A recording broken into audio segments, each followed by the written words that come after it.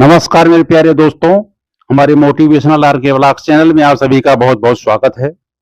आज की कहानी बहुत ही अद्भुत और रहस्यों से भरी हुई है। आप लोग कहीं मत जाइएगा दोस्तों। आज की कहानी है, एक माँ ने क्यों किया अपने ही बेटे के साथ विवाह। एकदम अद्भुत कहानी है दोस्तों, ध्यान से सुनिएगा, कहीं मत जाइएगा। आप लोग, क्या कारण था कि एक माँ को अपने बेटे के साथ शादी करना पड़ा और किस वजह से और किस मजबूरी से, और क्या वो माहौल था, ये सब रहस्य हम आप लोगों को आज बताने वाले हैं दोस्तों। तो आप लोग कहीं मत जाइएगा, हमारे साथ बने रहें, आप लोगों से मेरा अनुरोध है। और जो नए लोग हैं, हमारे चैनल को सब्सक्राइब करके बेल आइकन को जरूर प्रेस कर देना दोस्तों। आप लोग कहानी में खो जाएं इससे पहले आप लोग सब्सक्राइब कर लें। तो कहानी हम शुरू करते हैं दोस्तों। एक बार एक गाय माता बैठी थी और मिट्टी पर कुछ लिख रही थी, मिटा रही थी, लिख रही थी, मिटा रही थी।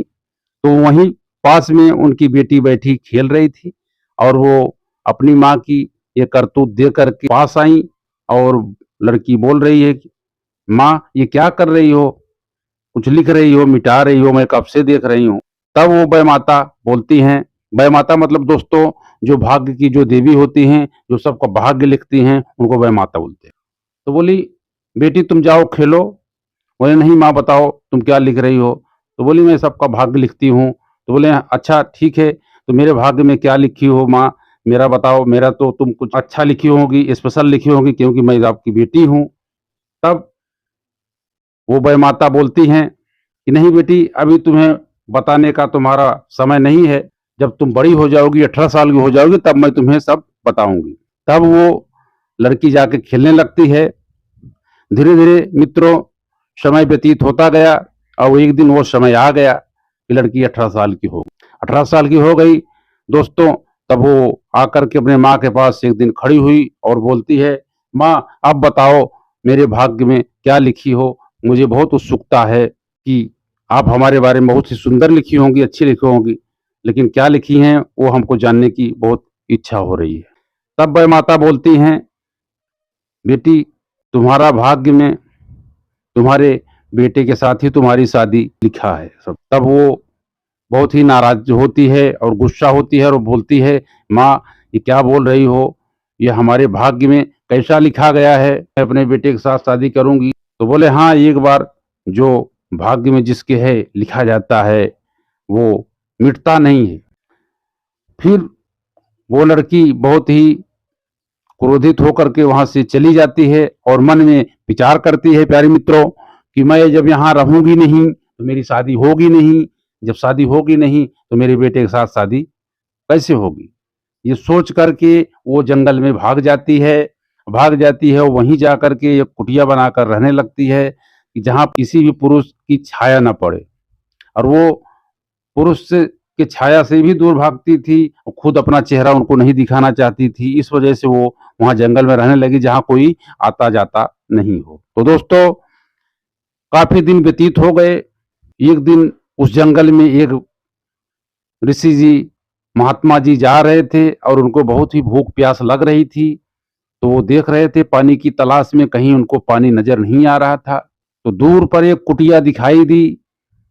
तो कुटिया देख करके उस ऋषि महात्मा जी को मालूम हुआ कि शायद वहां कोई आदमी रहता हो, इंसान रहता हो, तो वहां जाऊंगा तो हमको पानी और खाना मिल जाए। ये विचार करके प्रिय मित्रों वो महात्मा जी उधर चल दिए और आते हैं, पहुंचते हैं तो कुटिया पर आवाज देते हैं कि माई कोई है अंदर, मुझे भोजन चाहिए, मुझे प्यास बहुत लग रही है, यदि आप हमको पानी नहीं पिलाएंगी तो हमारा गला सूख कर कांटा हो गया और मैं जल्दी ही शीघ्र ही मर जाऊंगा। तब वह माता की बेटी सुनती है और वो अंदर से ही पानी बाहर रख देती है, पानी वो पी लेते हैं। उसके बाद खाना भी वहीं नीचे सरका देती है, लेकिन दरवाजा नहीं खोलती है, अपना चेहरा नहीं दिखाती। तब ये महात्मा जी भोजन किए, पानी पिए, इनकी आत्मा तृप्त हुई। तृप्त मन से आशीर्वाद ऑटोमेटिक निकलता है प्रिय मित्रों। किसी को भोजन कराओ, अन्नदान महादान होता है।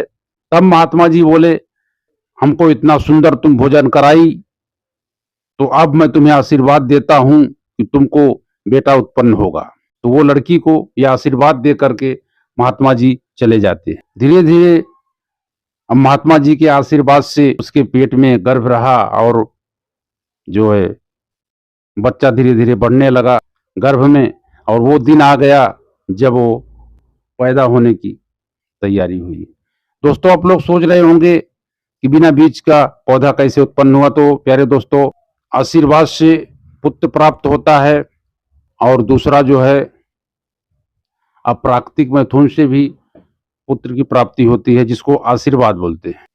महाभारत काल में पांडवों का उत्पत्ति भी आप लोग देखे थे। पांडु, धृतराष्ट्र वगैरह जो उत्पन्न हुए थे वो व्यास के आशीर्वाद से ही उत्पन्न हुए थे। तो ऐसी सृष्टि भी होती है जो प्राकृतिक और एक अप्राकृतिक होती है। तो आशीर्वाद से भी उत्पन्न होता है बच्चा, ये बात को हम आप लोग बताए। तो कहने का मतलब कि बच्चा जब पैदा हुआ तो वो कपड़े में लपेटी और कपड़े में लपेट करके सोची कि इसको कहीं मैं फेंक दूं तो नहीं रहेगा, तो कैसे हमारी इसके साथ शादी हो।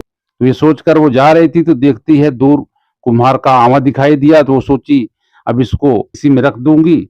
सुबह जब कुम्हार आग लगाएगा तो अपने आप ये इसमें मर जाएगा, भस्म हो जाएगा। ये सोचकर वो घड़े में रख देती है, जो कच्चे घड़े थे, क्योंकि सुबह आग जब लगाता हो तो सब काम हो जाता।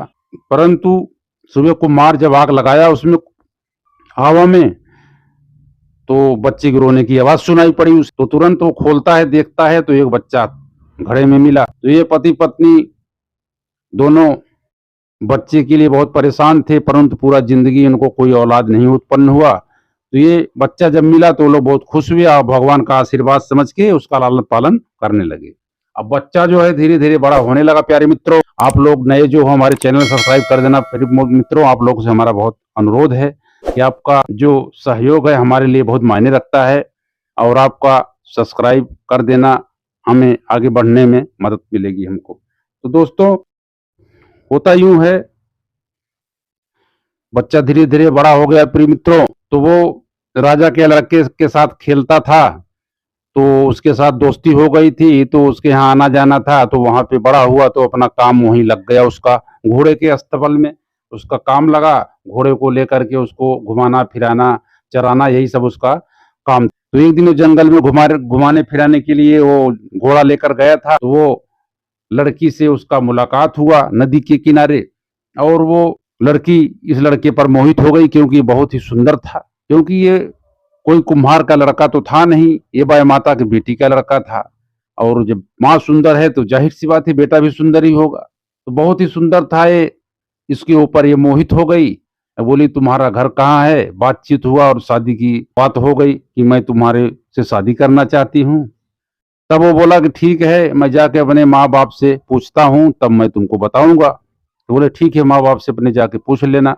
तब ये लड़का कुम्हार का आता है, अपने माँ बाप से पूछता है कि एक लड़की हमको मिली थी जंगल में, और ऐसा शादी की बात हुई है, लड़की अच्छी है। तो ये कुम्हार राजा के पास गया और राजा को लेकर के जो है जंगल में गया कि चलो देखते हैं लड़की कैसी है। लड़की देखी, लड़की पसंद हुई सबको, शादी हो गया। शादी हो गया मित्रों, विधि का विधान कोई टाल नहीं सकता। अब ये जो है अपने ससुराल में आई।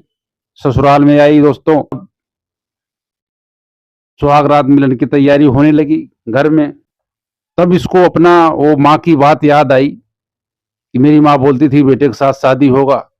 ये कितना अजीब बात थी। आज देखो हमारा शादी कहीं और हुआ। फिर भी उम्र का बहुत फासला दिख रहा है, मेरी उम्र और इसकी उम्र में फर्क है। जरा पूछती हूँ इसका उम्र कितना है।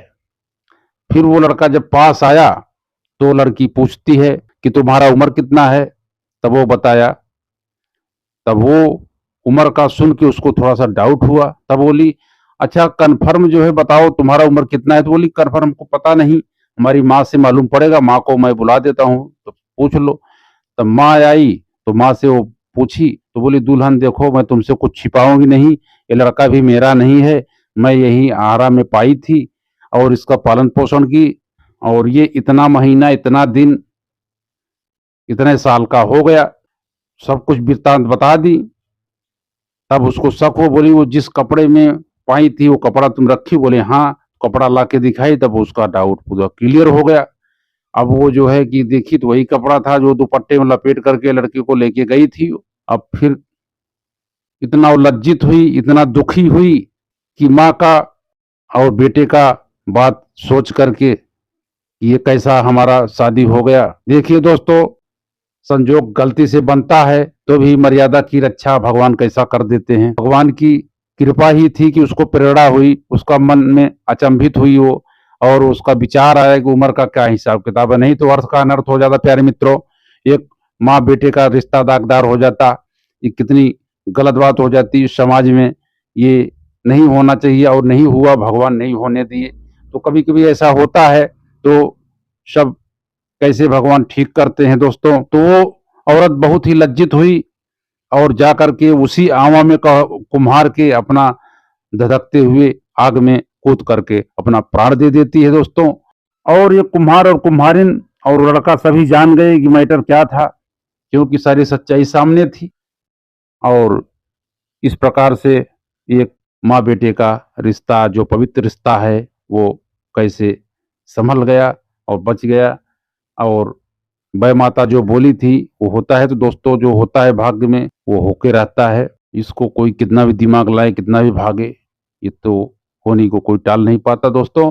तो ये कहानी आप लोगों को हमारा कैसा लगा प्यारे मित्रों, तो आप लोग हमारे चैनल को सब्सक्राइब करके बेल आइकन को प्रेस कर देना दोस्तों, ताकि हमारा नोटिफिकेशन आपको हमेशा मिलता रहे।